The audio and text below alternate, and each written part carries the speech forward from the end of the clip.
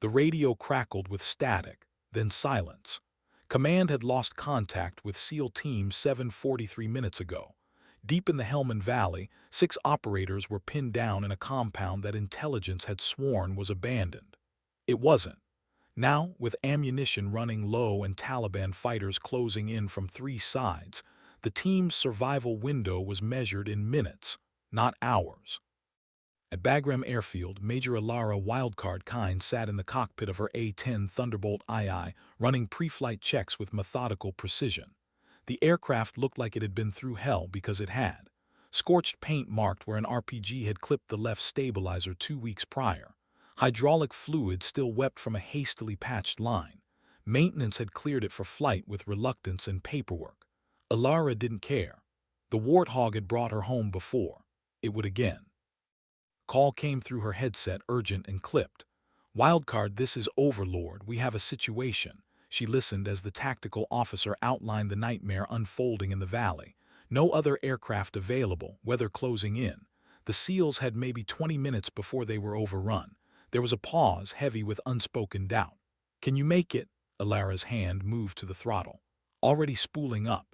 As she taxied toward the runway, she caught the looks from ground crew. Some were skeptical, others outright dismissive. She'd seen those expressions for 8 years, ever since she transferred from transport duty to close air support.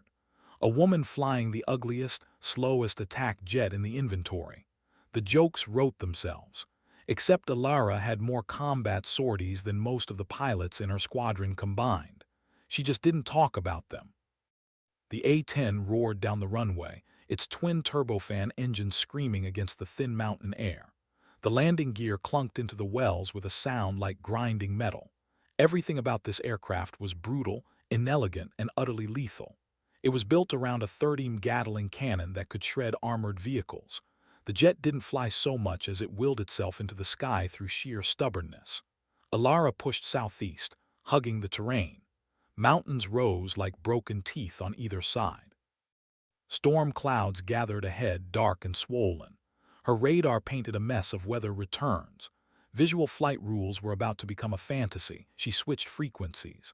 Dagger 7, this is Wildcard inbound. Give me your position, Static answered, then a voice strained and breathless.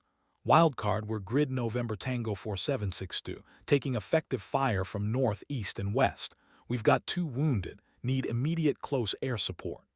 The voice belonged to Senior Chief Marcus Hale. Alara had flown cover for his team before. He was steady under fire, the kind of operator who stayed calm when the world burned. If he sounded worried, things were bad.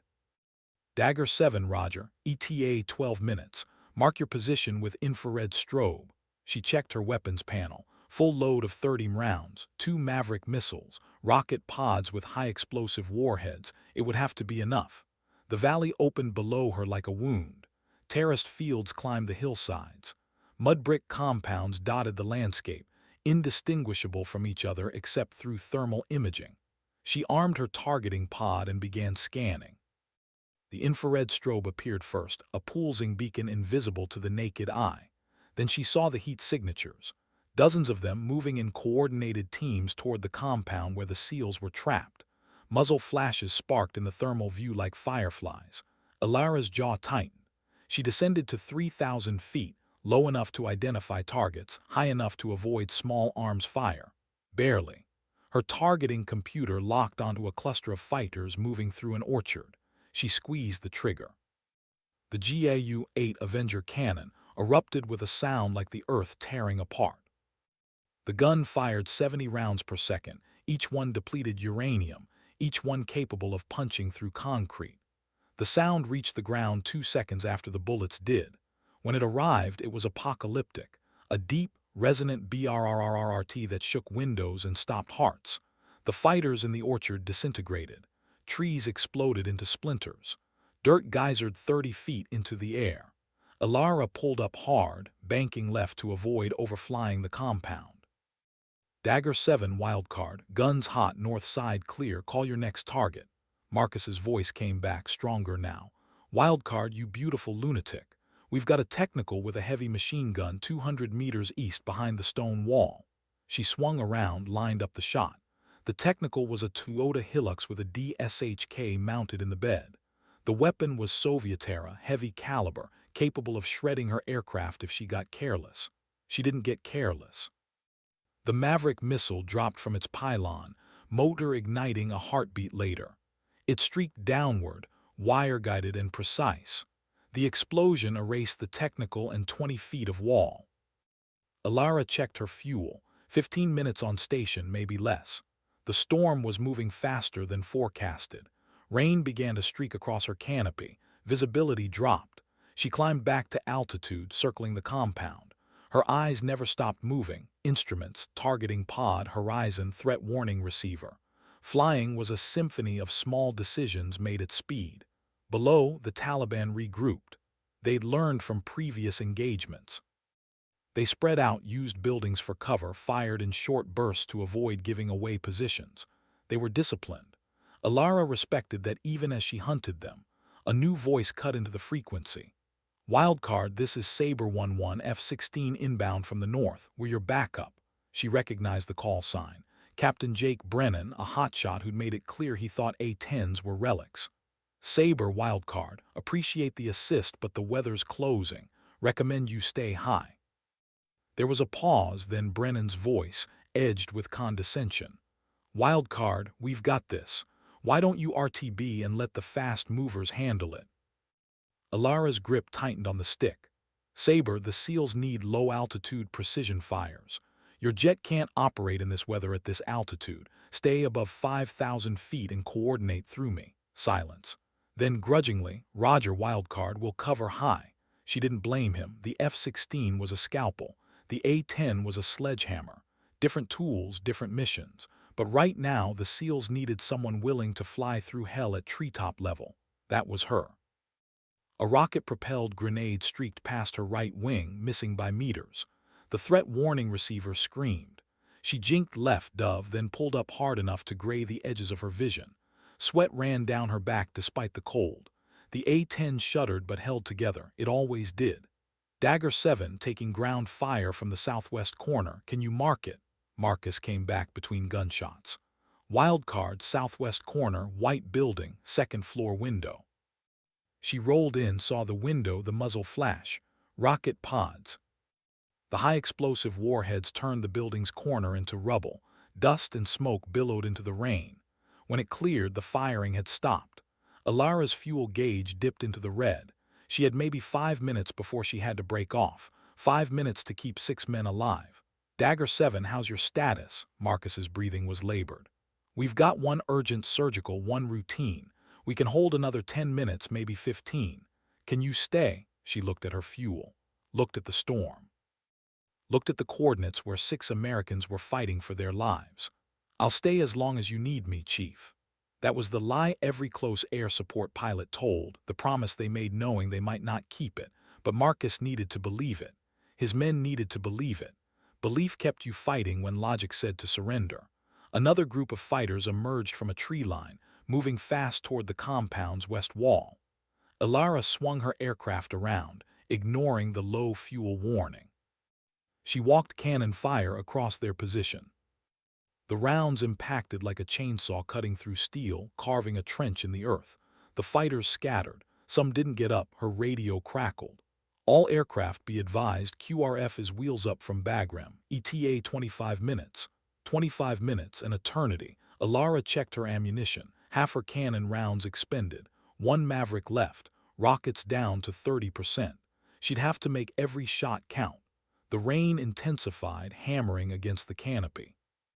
Her aircraft bucked in the turbulence. She descended to 2,000 feet, then lower. At 1,500 feet, she could see details. The compound's crumbling walls, the vehicles burning in the orchard, the bodies scattered like broken toys. War wasn't clean. It wasn't noble. It was just this, repeated across centuries and continents. She thought about her father. He'd flown A-10s in Desert Storm, back when the jet was new, and earned its reputation tank hunting on the highway of death. He'd told her once that flying close air support wasn't about glory. It was about being there when it mattered. Being the angel someone called when the world went dark. He died of cancer when she was 19. Never got to see her pin on her wings. Marcus's voice brought her back. Wildcard, they're massing for a final push. North side, 30-plus fighters. We won't hold if they breach. She saw them through the thermal pod. Dozens of heat signatures organized into assault teams. They'd done this before. They knew how to overwhelm a defensive position. Alara made a decision. She punched her radio. Saber 1-1, I need you to drop on my mark. Coordinates to follow. Brennan responded immediately. Wildcard, I can't see the ground. Weather's too thick. Trust me, Saber, I'll talk you in. There was a beat then, your call, Wildcard, waiting for coordinates. She locked the target, transmitted the data. Saber cleared hot, 30 seconds. She dove, flying barely 500 feet above the ground, weaving between hills. Tracer fire followed her like angry hornets. The A-10's armored bathtub around the cockpit deflected most of it. Most. She felt a round punch through the right aileron. The aircraft yawed, but she corrected, muscle memory and adrenaline keeping her flying. She marked the target with her laser designator. Saber, laser on. High above, invisible in the storm, Brennan's F-16 released its payload. The GPS-guided bomb fell through 3,000 feet of cloud, adjusting its trajectory in real time. It struck the center of the massing fighters with clinical precision. The explosion was massive. A fireball rolled into the sky. The shockwave hit Alara's aircraft, tossing it sideways. She fought the controls, leveled out. When the smoke cleared, the assault was broken. Bodies and debris littered the hillside. The surviving fighters scattered into the mountains. Marcus came on the radio, his voice thick. Wildcard, Jesus Christ, that was danger close. Sorry, Chief, it was that or let them through. No apology needed, you just saved our lives. Alara checked her fuel again. 2 minutes, maybe less. Her engines were running on fumes and willpower. Dagger 7, I have to RTB. QRF is 10 minutes out, can you hold? We'll hold, get home safe, Wildcard. She turned north, climbing slowly to conserve fuel. Every second in the air was borrowed time. The airfield was 40 miles away. With her fuel state, it might as well have been 400. She throttled back to minimum power, gliding more than flying. The mountains slid past beneath her. The storm was breaking up, shafts of sunlight cutting through the clouds, beautiful and indifferent. Her left engine flamed out at 12 miles. The aircraft shuddered, dropped 500 feet before she caught it. She feathered the dead engine, adjusted trim. The A-10 could fly on one engine. Barely. Her right engine's temperature gauge climbed into the red. She ignored it. Bagram's runway appeared through the rain, a ribbon of concrete in the valley. She radioed the tower. Bagram Tower, Wildcard inbound emergency fuel state, single engine. The response was immediate. Wildcard, you're cleared to land any runway. Emergency equipment standing by. She lined up on final approach. The landing gear deployed with a reluctant whine. The aircraft was barely responding to her inputs, flying more on momentum than aerodynamics. She could see the runway numbers now.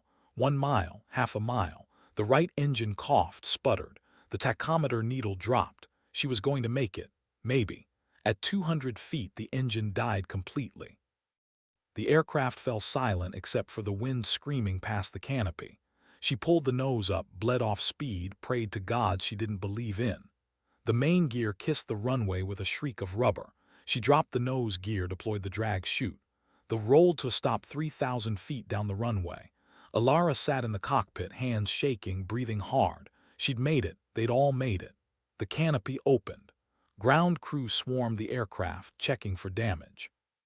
A chief master sergeant climbed up, looked at the bullet holes, the scorched engine, the empty weapons pylons. He whistled low. Ma'am, I don't know how you flew this thing home.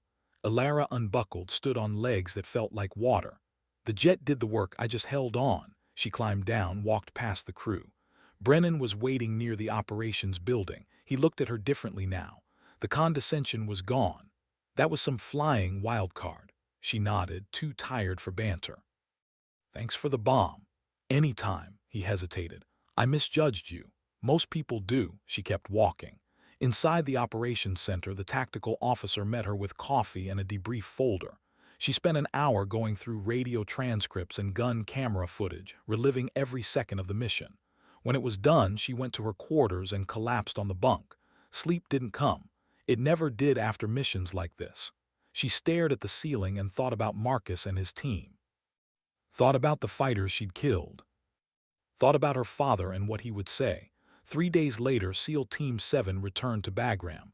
Marcus found her in the chow hall. He was lean, sunburned, moving with the careful stiffness of someone nursing broken ribs.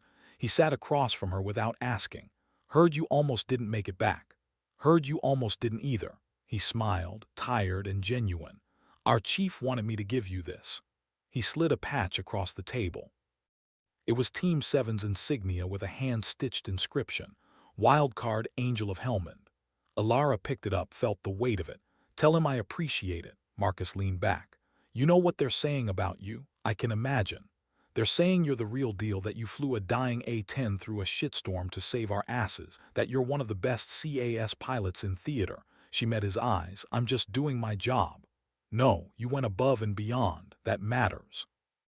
After he left, Alara pinned the patch inside her locker. She didn't wear it on her flight suit, didn't need the attention, but it stayed there, a reminder of why she flew. Word spread. Within a week, every operator on base knew her call sign. When she walked through the operations center, conversations paused. Heads nodded in respect. The jokes stopped. The skepticism evaporated. She was no longer the transport pilot who'd somehow ended up flying close air support. She was Wildcard, the pilot who'd fought through hell to bring men home.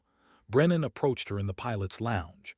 "Hey, Wildcard, some of us are getting together for a mission debrief. Thought you might want to share some tactics." She considered declining. Then she thought about her father, about the knowledge he'd passed down, about the responsibility to train the next generation. "Yeah, I'll be there." The debrief turned into a master class.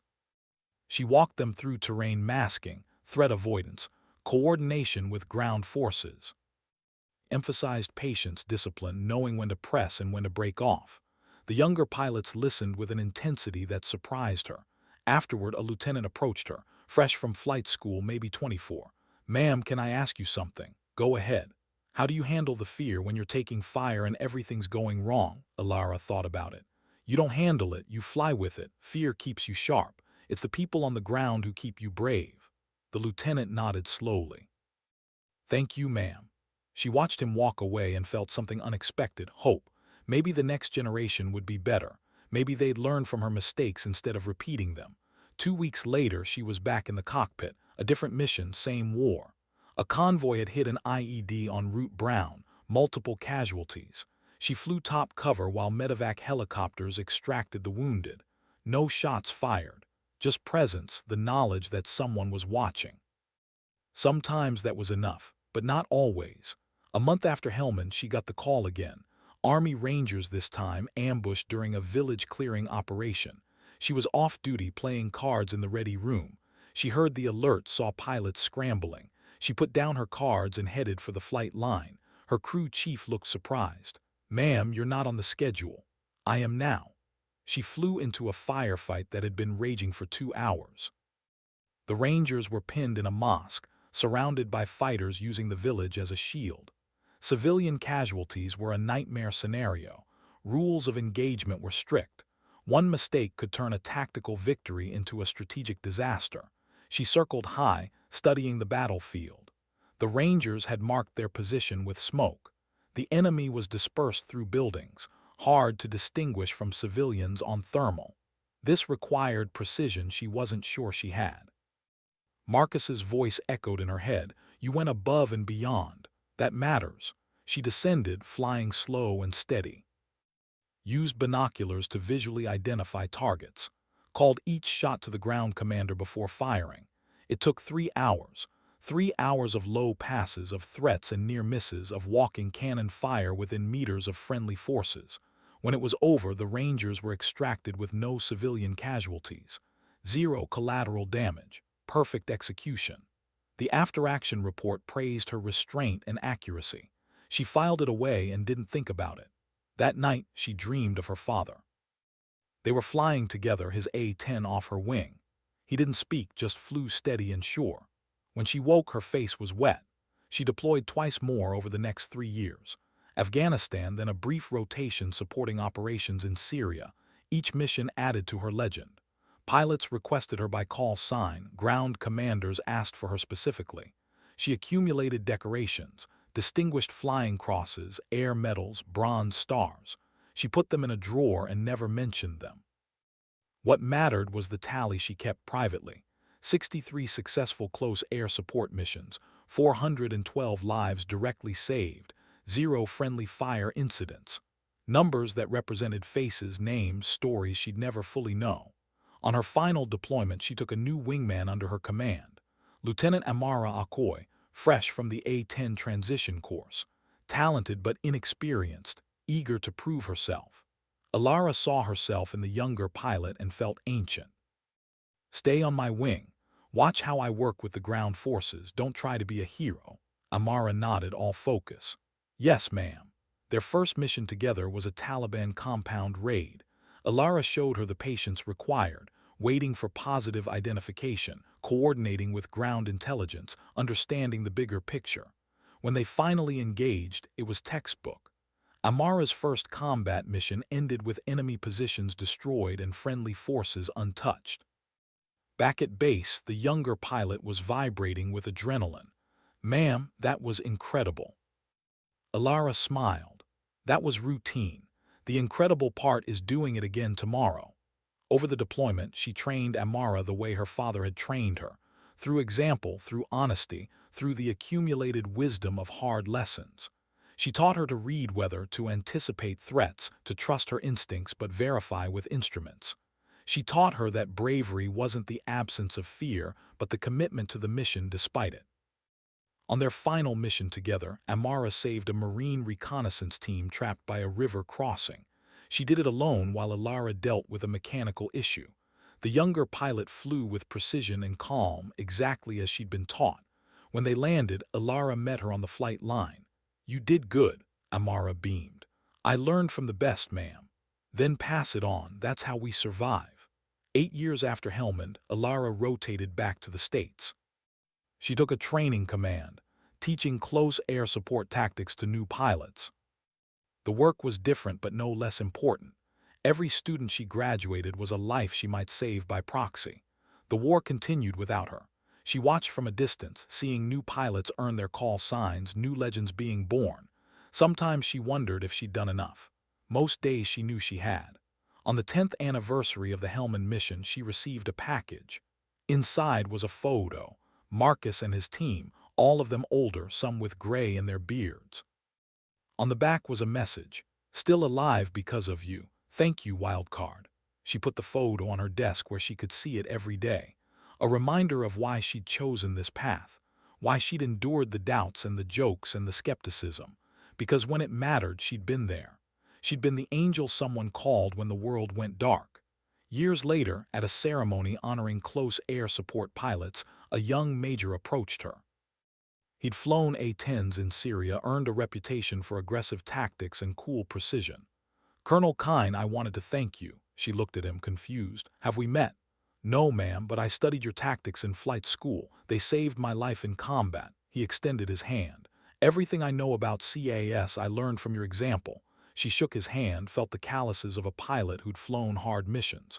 Keep flying safe. Keep bringing people home. Yes, ma'am. After he left, she stood alone in the ceremony hall, looking at plaques honoring pilots across generations. Her father's name was there, etched in brass. Soon her name would join it. Legacy wasn't about the medals or the recognition. It was about the chain of knowledge passed pilot to pilot, mission to mission. It was about the lieutenant who'd learned from her, who taught the captain, who trained the major. It was infinite, extending into a future she'd never see. The A-10 was being retired, replaced by newer aircraft with better technology. Some called it obsolete. Alara knew better. The mission would continue, just with different tools. What mattered was the principle. Someone had to be willing to fly low, get dirty, and fight for the people on the ground. That would never be obsolete.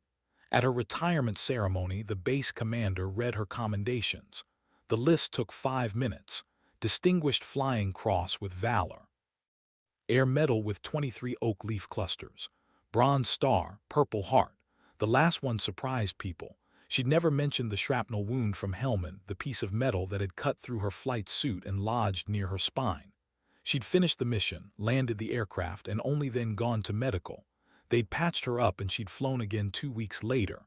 When the ceremony ended, she walked across the flight line one last time. Her old A-10 was there, retired to static display. Someone had painted her missions on the fuselage. 63 small bombs, 4 bronze stars for close air support. She touched the scorched panel where the RPG had clipped her 8 years ago. The metal was cold, inert. The aircraft would never fly again, but it had done its job. It had brought her home. That evening at the officers' club, Marcus appeared. He was older now, retired from the Navy, running a security consulting firm, but he'd flown in for her ceremony. Couldn't let you retire without saying goodbye. They sat at the bar, nursing whiskey. Outside, the sun set over the flight line, painting the sky in shades of fire and gold. "You ever regret it?" she asked. "The fight, the things you had to do," Marcus considered.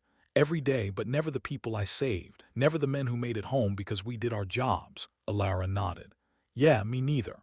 They drank in comfortable silence, two warriors who'd seen the worst and survived.